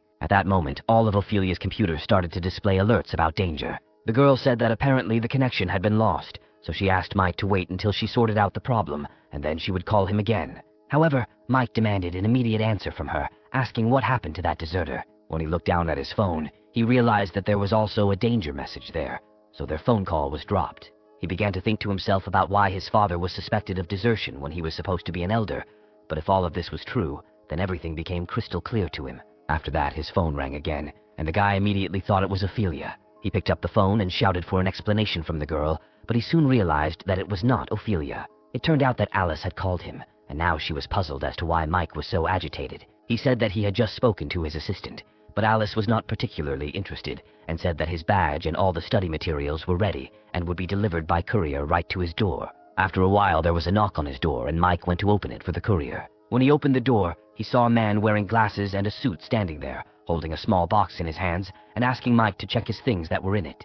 Without further ado, the protagonist took the box and looked at it wearily. When he looked up, he realized that the man was no longer on the threshold, but he didn't even have the strength to get angry. After that, he began to look at the things that were in the box and decided that while Ophelia was not answering her calls, he would read other information. The documents in the box stated that depending on the level of power, oddities are divided into 7 levels. The level meant that monsters that are slightly distorted by their energy cannot actively use their abilities, which poses a great threat to humans. Night level denoted monsters with strong energy distortion that could use at least one ability. Even with firepower, they were quite difficult to destroy. Bishop level denoted monsters that were capable of using multiple abilities at once and possessed powerful distorted energy that could instantly injure or kill thousands of ordinary people. Deity level monsters had the ability to control at least one rule, and they could not be defeated without going through their limitations. It was a monster that could shake the civilization system. The highest levels of disasters, extinction, and end of life are monsters that exist only in theory, enemies that pose a serious threat to the survival of the entire world. Mike realized that the player's level corresponded to a certain level of the monster, and then realized that he was apparently a silver level. However, the talisman and statuette are not so much abilities as they are simply auxiliary items. Then the guy decided that to be on the safe side, he needed to master something else. It had to be some kind of ability. At that moment, his phone rang. As it turned out, it was Ophelia. She said that she had finally finished all the corrections and didn't even think that it would be so difficult. Mike then asked if she had found any more information. However, the girl replied that she had not found anything else and had no intention of doing so since she valued her life. Ophelia said just a few words, and immediately about 30 viruses began to block her. It was a real crisis for her. Fortunately, she was quite smart, otherwise she would have been caught long ago. She then asked Mike if he knew the very Philip they were talking about. Suddenly, the main character announced that it was his father. When Ophelia heard this, she was speechless, and the chupa chups fell out of her hands. Then she chuckled and said that, apparently, she would become a witness who would soon be removed. Mike then told her that she was his assistant, and she took the initiative to check the code name for him. He also said that Ophelia read confidential documents and then hid from punishment. The more the girl listened to this, the more she realized how much she got into trouble. She began to cry, saying that now she would definitely be considered an accomplice, expelled from the organization, and she would lose all the latest equipment that the organization had provided her with. However, Mike stated that it seemed like she was worrying about the wrong things. He asked the girl not to worry, saying that his father was only suspected of desertion. They would have nothing on his father, so everything would be fine. Besides, no one except the two of them knew that Ophelia was digging into information, and Mike was not going to tell about it. He heard the girl crying, and so he assured her once again that this secret would remain between them. However, he stated that he needed her help with something, because friends should help each other. He said he needed a new ability and asked Ophelia if she knew how to get it. The girl replied that she knew this because the information was not secret and was going to send it to Mike. She said that in fact it is not only a matter of spiritual strength and magical power, but a strong mind. All this is by nature, and only the energy and methods of awakening are special for them. The basic principle is that distortions change the human body and allow the use of energy, exercises, spiritual stones, and treasures, all of which are sources of energy. Then Mike asked what the safest way to wake up was. Ophelia responded that she felt that the rewards from the game were many rewards that could be used for awakening, and that most people used these methods. When Mike heard this, he jumped up from his seat and asked her what would be the best way to awaken the ability. Then the girl promised to send him something. Soon after, the protagonist began to walk back and forth in his room, thinking about something. At one point, he walked over to his desk, on which lay several objects, and realized that now everything was decided. He looked at the objects that were lying on the table. There was a peach, a purple stone, a banana, and also an empty glass. The purple stone is the crystal of sorrow of the eternal fire. The stone wrapped in the trace of the fire of sorrow can withstand its suffering, burn bodies, or awaken the power of fate and creation. Mike took the stone in his hands and thought that, according to Ophelia's information, this thing would help him in awakening. The eternal flame sorrow crystal had a high probability of awakening spiritual power and a low probability of obtaining the ability to steal fire. It was used as food, however. It was noted that it was a very painful process. However, Mike decided that he would first complete the task and then activate it to help and swallow the stone. At first, he even chuckled because it didn't taste as bad as he expected. However, he suddenly felt a strange sensation, and his face twisted sharply in pain. He suddenly fell sharply out of his chair and grabbed his stomach with his hand. He was in incredible pain, and it felt like something was exploding in his stomach, something incredibly hot. At that moment, the system informed him that the crystal of sorrow of the eternal flame had changed the physical state of its owner. Mike was practically incapable of anything in this state, but with the last of his strength he used the activation of spiritual power. Now he understood how it was used. The system soon informed him that the spiritual transformation had been completed and the firepower had been increased, with a progress of 5%. At this moment the protagonist cursed, but he realized that it was not surprising that the probability of obtaining a fire ability was low, but he doubted that it was even possible to achieve 100% progress. Then he stood up with the last of his strength and slammed his fist hard on the table. Suddenly he noticed the objects that remained lying on the table. When he looked at the enticing pink peach, drool started to flow from his mouth. He immediately took the fruit and began to gnaw on it like a madman. The system then informed him that his physical condition had improved and his endurance had increased, with his current progress now at 21%. After that, the main character asked the system to put all the things into improving the physique. Literally the next moment, all the objects that were on his table lit up and seemed to start flying in the air. The main character immediately approached the table and began to endlessly eat everything that was on it, while the system endlessly informed him about the increase in progress and the end of the study of the ability of fire. After that, Mike sat down tiredly in his chair, his mouth smoking. He sighed with relief, realizing that it was finally over. He then turned to the system again and asked it to open his bag. After seeing its contents, he realized that everything was not so bad. He received almost all the rewards for completing the first task. Looking at the purple light that came from his finger, he thought that he was doing all this for a reason. Suddenly, the system sent him a notification congratulating him on completing a hidden task. The protagonist looked at the notification in surprise, which said that the secret task was to unlock the spiritual energy system before the third copy, and as a reward, he received a help center. However, Mike had absolutely no idea what help center the system was talking about. Then the system explained to him that the help center opens before each mission for a copy, where the owner of the system can exchange his points for the purchase of props that will help during the passage, for example, local currency, special clothing, and other unique props. The protagonist thought that all this sounded quite useful, but he wondered what he should do during these few days. Suddenly, a brilliant idea came into his head. He stood up from his chair and walked over to the boxes, then picked up one of them. After this, he took out from there the statue that he had obtained in the original sin and placed it on the floor in front of him. He looked at her carefully and decided to deal with this first. The system told him that there was a statue of Empress Minmu in front of him. It required blood, and it was also impossible to track its power, but the statues definitely had demonic energy. There was a guess that it was the incarnation of some god. Then Mike sat down in front of the statue and touched it with his hand, saying that he didn't care what it was like before, because now it would go on the bright side, and there would be no problems with the sacrifice. And then he took out the very same magic bag in which Anna's sealed ghost was located. He looked at the statue and its future victim, who lay in front of it, and realized that in any case, he needed to put these things from the game somewhere. At that moment, the statue seemed to look at the bag that lay in front of it, and it seemed as if its face was distorted with contempt. Suddenly, the creature that was in the bag began to thrash from side to side, trying to get out of its prison. At this moment, Alice called the main character. The guy picked up the phone and asked her what was wrong. The girl said it was time to open the second copy of the game, and the Bureau had sent task force members, and they would be arriving any minute. Meanwhile, the statue absorbed Anna's ghost, while the protagonist went to the next room to change clothes. He put his game suit back on and wondered if he should do anything else because he might have forgotten something. At this moment, he discovered that several people in glasses and suits had already entered his room and were standing one person in each corner. The guy looked at the men with distrust and asked them if they had to stare at him like that. He felt some strange tension coming from them. At that moment, Ophelia informed him through the headset that this was their job, and he would soon get used to it. At that moment, the girl was watching Mike through surveillance cameras. She said that in the end, they need to keep a close eye on everything so that no problems arise in the copy. Then Mike realized he needed to hurry and asked the girl if the copy would be dangerous. In response, Ophelia chuckled softly, bit off a piece of corn straw, and said that this copy would be very difficult. She said that if they ended up in this copy, the survival rate would be only 10%. However, they still had something to do, and so these people will always be by Mike's side. The guy then asked Ophelia if he could contact her while in the copy, but the girl said that they currently do not have such technology. At this point, Mike began to wonder why he needed to keep in touch with her in that case. The girl, surprised, said that she would help him cope with his emotions. She said that Mike could communicate with her to relieve stress and tension, thereby increasing his chances of passing the copy. Then the main character decided that he couldn't do anything about it, so they would communicate at least through chat. After that,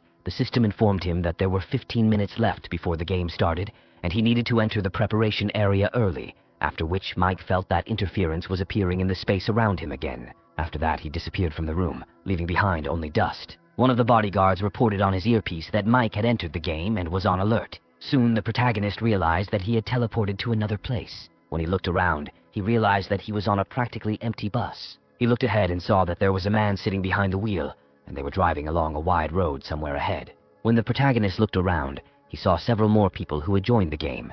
At first, their bodies were also emitting interference, since their teleportation was not complete. At this point, one of the participants, a grown man with a scorpion tattoo on his forehead, stood up from his seat and ordered everyone else to calm down. He asked the other passengers if they would obey him. One of the participants, a young girl, looked around with fear, asking him what kind of place this was. At that moment, the man approached her and realized that there was a new girl standing in front of him. He asked her if she hadn't received anything. The girl stepped back timidly, saying that she had received something but did not understand what it was. Hearing this, the man laughed. He realized that the girl apparently thought it was spam, and then said that he thought her death would be very exciting. Then he began to come closer and closer to her, telling her not to worry because he would take care of her. Mike watched the scene warily, trying to figure out what the man was going to do. The purpose of the mission was still unknown to him, so he decided it was better for him not to interfere. Meanwhile, the girl had hit one of the seats and realized that there was nowhere else to retreat. But the man continued to approach her, asking why she was so afraid of him. He extended his hand to her to touch her body and said that he would just play with it a little. At that moment, the protagonist realized that he could not watch it anymore. He suddenly stood up from his seat and took the man by the hand, stopping him. The protagonist felt that the bandit was so strong that his hand became incredibly painful from the force with which he squeezed it. Mike then used his skills and his palm lit up with purple fire, burning the man's hand. The man immediately pulled his hand back and, moving away to a sufficient distance, said that first they needed to complete the task and then think about all sorts of nonsense. After that, he once again enveloped his hand in purple flame and said that otherwise he would have to punish him. When the man heard this, he became furious and immediately rushed towards him across the bus. However, seeing his hand glowing with fire, he suddenly stopped and said that he did not want to waste his energy on this and would rather save it for the task. When Mike realized that he would not harm the girl now, he withdrew his hand, but still continued to look menacingly at the man. At that moment, the system informed him about the completion of a special task in which he had to save a girl, for which he received 300 merit points. Meanwhile, a young girl came up to him from behind and carefully took him by the edge of his jacket, thanking him for his help. Mike turned to her and smiled sweetly, saying that he did what he had to do. Meanwhile, another player, a middle-aged man with glasses, stood up from his seat and decided to approach the main character. He said that judging by his clothes, one could conclude that the guy was from the bureau, and then asked his name. The men shook hands and Mike introduced himself by his code name, Charlie. Then the man with glasses said his name was Jordan, but his friends just called him Joe. Then he introduced another young man and said his name was Sam. They were from the same club called Tianya. When the man with the tattoo heard the name of the club, he suddenly began to shake with fear. Mike knew that according to the information he had received, this was an early player organization, and the man said that they were both from there, so the guy suggested that it seemed like a team game could be chosen. After that, Jordan walked past him and said with a smile that Charlie could rely on him. He then turned to the man with the tattoo and said that, apparently, he also knew about their club, and therefore it was better for him to keep a low profile. He gently took him by the shoulder and said that he thought that the first thing to think about was the task, and asked the man what he thought about it. The bandit said in a voice shaking with fear that Jordan was right. Then the man removed his hand from his shoulder and said that he should apologize for his actions. Without thinking twice, the bandit approached the girl and Mike and apologized to them for his behavior. When Joe saw this, he smiled and clapped his hands, saying that he was glad that everything had been sorted out, since only by working together could they complete the job. After that, Mike went to his seat, thinking that this Jordan had established his identity as the leader of the team. However, his instinct told him that this man was clearly not as simple as he seemed at first glance. At this moment, a young girl, Christy, approached Mike and asked if she could sit next to him, and the guy agreed. He then asked the system to open a help center where he could purchase green tickets, data, or a map. The hero received the items he needed quite quickly, and in the meantime, the bus continued to travel to its destination. Meanwhile, somewhere far away, a ritual was taking place. A ram's head lay in the center of the pentagram, and a mysterious voice said that one guy would die and the corpses would rise. At that moment, something that was in the protected flask behind the green liquid burst out. The voice said that one would die, but there would be many monsters. After this, the creature destroyed the wall and came out, and then the voice said that everyone would burn. Meanwhile, all the players arrived at their destination. The driver dropped them off at one of the stations, then turned around and drove off in the opposite direction. When the boys raised their heads up, they noticed a system message that said that they had completed the ominous moon in the Sky Quest, the condition of which was to end the revenge. The backstory stated that the players are spies from an organization to contain the supernatural, while in Area X, a strange murder occurred in a small town, and they pretended to be FBI agents to find out if there really was a supernatural shadow behind the case. Jordan then reached into his shirt pocket and pulled out an FBI badge. He doubted that the task had been completed as the complexity of the copy looked high. Then the other players also took out their badges and looked at Jordan in surprise. At that moment, Sam came up to him from behind and asked him why he was saying that. Jordan said that the completion conditions must have been for previous copies of the other players to survive until the end of a certain event. Although the survival mission was dangerous, at least all the conditions were known regardless of their actions. The most important thing was to survive until the end. However, if certain conditions are not met now, the copy will not be completed. Joe lit a cigarette and said that if the player were to take the initiative to investigate, he would most likely encounter some unknown dangers and rules. He then walked up to Sam and said that this was his third copy, so he needed to be more careful than ever before. After this, he approached the other players and informed them that the difficulty of the game might have been increased. So he decided that they had better work together to successfully pass this copy. After that, all 5 players set off along the road to that same small town. Jordan said that their only lead was the strange murder mentioned in the mission's backstory, and so they needed to start there. At this time, the bandit suggested that they should go to the police, since they had documents. However, Sam informed him that they couldn't do that because the screen said that Area X was a special organization, and the outside world didn't know that they had fake documents. Most of the residents would figure it out once the police checked the serial number and the documents would be exposed. However, at this moment, the main character announced that he had an idea. Soon they came to a building, at the entrance of which stood a small chair, on which sat an adult man in a straw hat, who apparently was dozing. Mike walked up to his chair and tapped on it, greeting the man and saying that he was a reporter from the newspaper. He wanted to see the scene of a recent murder in town and asked the man to show him the way. However, the man was very unhappy that the guy had woken him up and sent him away. At that moment, Mike decided that instead of answering, he would be better off offering the man a stack of money. After that, he looked at the man again and smiled, asking if he would show him the way. When the man saw the money, he immediately jumped up from his seat and shook Mike's hand, promising to help without any problems. Soon he took Mike and Jordan to the cliff and pointed to a house in the distance, saying that John lived there. The men looked ahead and saw an old 2-story house. Mike then asked the man why John lived in such a remote place. The man replied that after his wife and children ran away, John went crazy and moved here. They said that he believed in various oddities. There were rumors that he could sit for hours and look at the skulls of dead animals, not noticing anything around him. At one such moment, his wife took their little daughter and left, but John didn't even notice. Shortly after, Sam and the bandit headed towards the house, which was wrapped in police tape. Jordan suggested going into the house because they might find something useful there, and Mike agreed. However, the man who gave them directions began to worry about possible questions from the police. But Mike noted that when the police arrived, they would take care of everything themselves. He then asked the man again to tell him about John and his strange beliefs. The man thought for a moment and began his story. He didn't know John well, but he remembered that he moved here 10 years ago. When they first arrived, they were enthusiastic and kind people. Although not locals, they were accepted without any problems. 5 years later, they had a girl. However, the girl was a little strange, always kept to herself and did not play with other children. This behavior alarmed Father John, and he began to look for exorcists to drive the devil out of his daughter. He regularly called priests, suspecting that something was wrong with his daughter. However, this approach seriously damaged his relationship with his wife, and they often quarreled. In the end, they could not come to an agreement and divorced. After this, the mother and daughter left John's house, and he moved into this house and completely lost his mind. The man said that was all he knew, and that Mike would have to contact the police for details of the case. The protagonist then noticed that the man had mentioned that John was not from around here, and asked if there were any special features in his background. The man raised his hands and said that he did not understand the issue. Suddenly, they heard a police car approaching the house and turned towards it. Jordan, who was in the house, also came out to the sound and asked what was going on. He soon realized that there was indeed a police car approaching them. When the players turned around, they saw a lone police car with its lights flashing. A plump man came out of it and menacingly asked the players who they were and what they were doing there. It was a bald, middle-aged policeman, holding a donut in one hand and leaning on the car door with the other, who ordered everyone to put their hands up, but he sounded completely unconvincing. The only one who raised his hands was a man in a cowboy hat.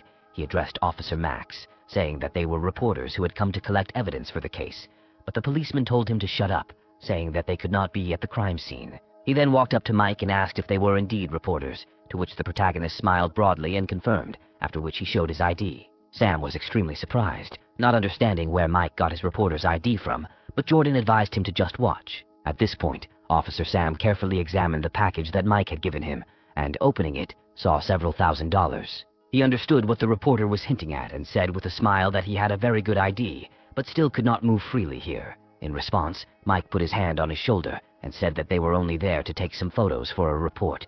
It was a very strange thing, and they would not mind some details. He then took out another bundle and thrust it into the officer's hand. Max said that until the case was closed, the evidence could not be shown to outsiders, and after that, Mike offered him another wad of money. At that moment, Max realized that this would be enough to tell him, and even said that now he and Mike were real friends. Sam was puzzled, not knowing that this was a thing to do, and suggested that perhaps with Jordan too, it would be worth putting some money aside for the future. Jordan then asked him if it was possible to bring outside money into the game, at which point Sam realized that they couldn't do that, and he became doubly curious about how Mike got so much money into the game. After everything was resolved, Officer Max got into his car and drove away, after which Mike and the man in the hat said goodbye to him. Jordan waved at him too, thinking to himself that Mike wasn't as simple as he seemed. Mike then walked towards the house and said that the officer had left to help them collect evidence at the police station and asked if Joe had found out anything while they were at the house. The man said he had learned that the deceased had apparently committed suicide but had had problems with the weapon. By all accounts, he was a rather attractive man, but he had a very unfortunate fate. He took an unconventional approach to committing suicide and somehow managed to cut himself into 7 or 8 pieces. When Christy heard this, she covered her face in horror. Mike also wondered how this was even possible. Then he turned to the system and asked it to show him the task again. He realized that there were no clues in the mission description, but it seemed that suicide was not the true cause of John's death. At this point, Officer Max arrived at the police station to find the information he needed. He quietly made his way into the archive and dug up the necessary folder of documents. Meanwhile, the players entered the house, and Mike realized that they just needed to wait for the policeman. Christy made a cup of hot tea, and the protagonist thanked the girl for it, which caused a blush to appear on her face. At this point, the bandit standing in the middle of the room said that now was not the time for tea, and asked the other players if they were scared. However, Mike replied that he had checked everything and that the room was fine. Then Jordan asked if he had any information. Mike replied that at some point the now-deceased John had moved to this town, and according to rumors, everyone here believed in cults, so he was not surprised that the mission was assigned to this particular place. Then Christy asked him if they were really going to that small town of Haishui, but the main character said that they didn't need to rush. First, they had to collect enough evidence and then go to the boss.